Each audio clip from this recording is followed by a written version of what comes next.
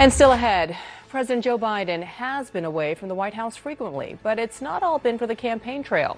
How the president's days in Delaware are passing his predecessors at Mar-a-Lago. More on that up next.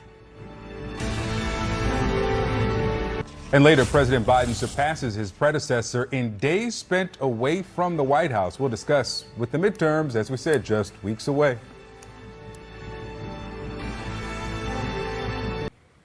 President Biden is now outpacing former President Trump in days spent away from the White House. That's next.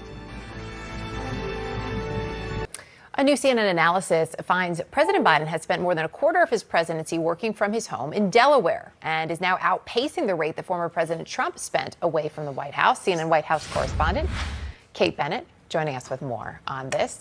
So what more do we know, Kate?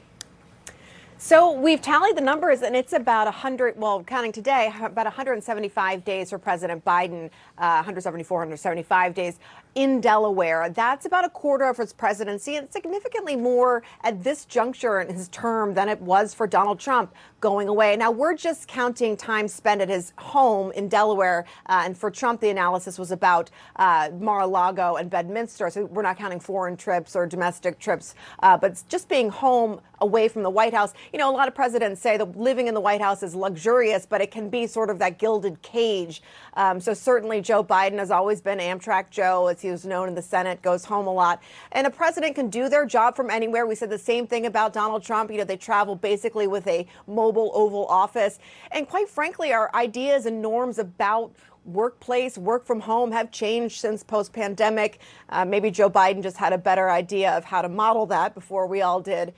He certainly has enjoyed working from home in Delaware for most of his career, not just his presidency. But at this pace, he is going to probably break the record for modern day presidents who have been in office for spending time at home. That includes Ronald Reagan at his ranch, George W. Bush at his ranch.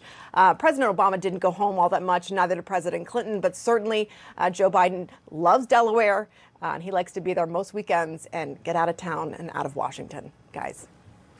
All right. Kate Bennett, thank you.